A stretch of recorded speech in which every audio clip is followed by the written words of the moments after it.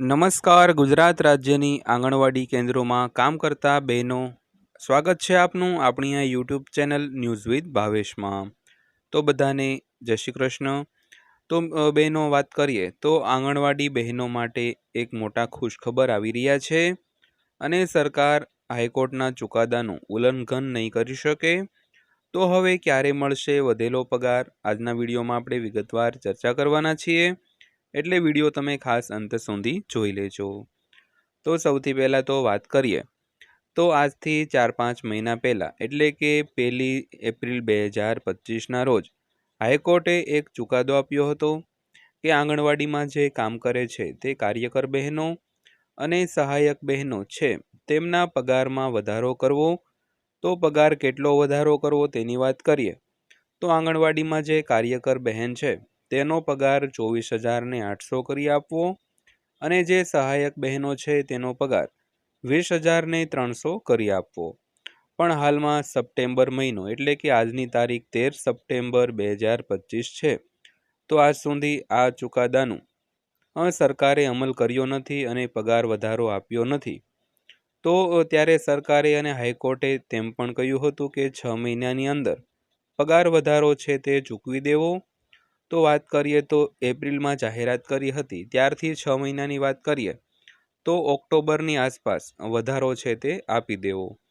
તો આપ સૌને અને અમને બધાની આશા છે કે હવે ટૂંક સમયમાં વધેલો પગાર છે તે દરેક આંગણવાડી બહેનોને મળી રહે અને પોતાની મહેનત અને પોતાનું જે કાર્ય છે તેના બદલામાં તેમને યોગ્ય મહેનતાણું પણ મળી રહે તેવી તમે અને અમે સૌ આશા રાખી રહ્યા છીએ। તો સાથે અન્ય પણ આજે બીજી ઘણી ચર્ચાઓ કરવાના છીએ, એટલે વિડીયો તમે ખાસ અંત સુધી જોઈ લેજો। અને હા, જો તમે રોજે રોજ તમારા માટે જે અગત્યની માહિતીઓ આવતી હોય તેનો સરળ ભાષામાં જો વિડીયો જોવા માંગતા હો તો આપણી આ યુટ્યુબ ચેનલ ન્યૂઝ વિથ ભાવેશને સબસ્ક્રાઈબ કરી લેજો અને આજનો આ વિડીયો છે તે તમે અંત સુધી જોઈ લેજો। તો જોઈએ થોડીક બીજી પણ વાતો।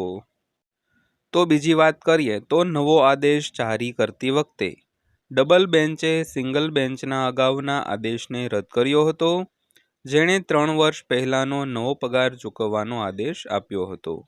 તો ડિવિઝન બેન્ચે કહ્યું કે જો આવું કરવામાં આવશે તો રાજ્યની નાણાકીય સ્થિતિ પર પ્રતિકૂળ અસર થશે। તો ગુજરાત હાઈકોર્ટે રાજ્યમાં કાર્યરત આંગણવાડી કાર્યકરો અને આંગણવાડી સહાયકોને એક મોટા ખુશખબર આપી છે અને તેમને મળતા લઘુત્તમ માસિક પગારની રકમ બમણી કરી દીધી છે। તો કોર્ટે આંગણવાડી કાર્યકરોનો લઘુત્તમ પગાર 10,000 રૂપિયા પ્રતિ માસથી વધારીને 24,800 રૂપિયા કર્યો છે।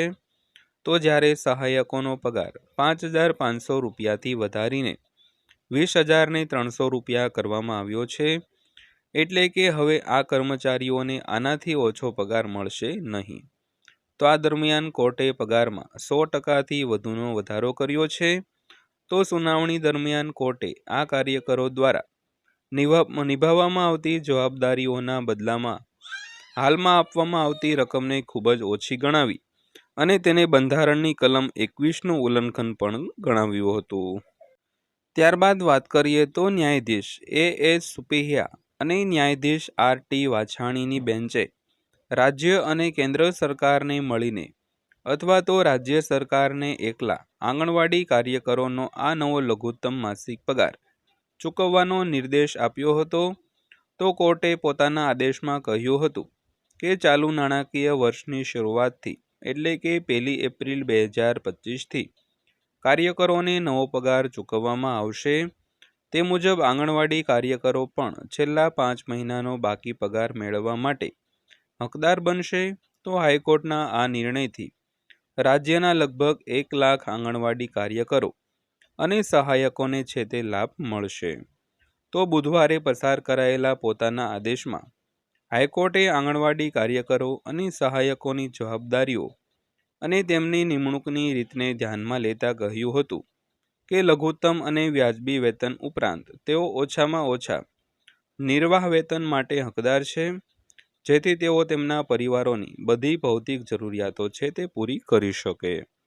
તો કોર્ટે અવલોકન કર્યું કે આંગણવાડી કાર્યકરો અને સહાયકોને હાલમાં ચૂકવવામાં આવતી ₹10,000 અને ₹5,500ની રકમ તેમની ભારે ફરજોની તુલનામાં નજીવી છે.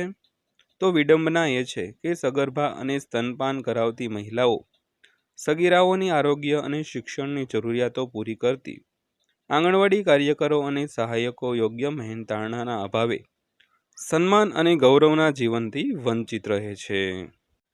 ત્યારબાદ વાત કરીએ તો હાઈકોર્ટે એમ પણ કહ્યું હતું કે તેથી આંગણવાડી કાર્યકરો અને સહાયકોને જીવન નિર્વાહ વેતન ચૂકવવાનો ઇનકાર એ ભારતના બંધારણના અનુચ્છેદ 21માં સમાવિષ્ટ મૂળભૂત અધિકારોનું ઉલ્લંઘન છે. તો કોર્ટે કહ્યું કે ઉપરોક્ત પગાર કેન્દ્ર સરકાર અથવા રાજ્ય સરકાર દ્વારા જાહેર કરવામાં આવે ત્યારે વધુ સમાન ફેરફારોને આધીન રહેશે. તો કોર્ટે એમ પણ કહ્યું હતું કે હાલના નિર્દેશો ગુજરાત રાજ્યના તમામ આંગણવાડી કેન્દ્રોમાં કાર્યરત તમામ આંગણવાડી કાર્યકરો અને સહાયકોને લાગુ પડશે અને જેમણે આ કોર્ટનો સંપર્ક કર્યો નથી તેમને હાઈકોર્ટમાંથી સમાન આદેશ મેળવવા માટે રીટ અરજી દાખલ કરવાની ફરજ પાડવામાં આવશે નહીં. તો આ આદેશ પસાર કરતી વખતે હાઈકોર્ટે સિંગલ બેન્ચના અગાઉના આદેશને રદ કર્યો હતો. તો જેમાં આ બાબતને લગતી રીટ પિટિશન દાખલ કરતા પહેલા 3 વર્ષ માટે નવો પગાર ચૂકવવાનો આદેશ આપવામાં આવ્યો હતો. તો ડિવિઝન બેન્ચે કહ્યું કે જો આ નિર્ણય લાગુ કરવામાં આવશે તો તે રાજ્ય પર નાણાકીય બોજમાં ઘણો વધારો કરશે. ત્યારબાદ અંતમાં વાત કરીએ તો તમને જણાવી દઈએ કે આંગણવાડીઓ કેન્દ્ર સરકારના એક મુખ્ય કાર્યક્રમનો ભાગ છે, જેનો ઉદ્દેશ આંગણવાડી કાર્યકરો અને આંગણવાડી કાર્યકરોના નેટવર્ક દ્વારા 6 વર્ષ સુધીના બાળકો, સગર્ભા સ્ત્રીઓ અને સ્તનપાન કરાવતી માતાઓ માટે જે પ્રારંભિક સંભાળ છે તે પૂરી પાડવાનો છે. મિત્રો, તો આપણે વાત કરી તેમ 1 એપ્રિલથી 6 મહિનાની વાત કરીએ તો ઓક્ટોબરની આસપાસ સરકાર જાહેરાત કરે તેવી આપ અને અમે સૌ અપેક્ષા રાખીએ છીએ.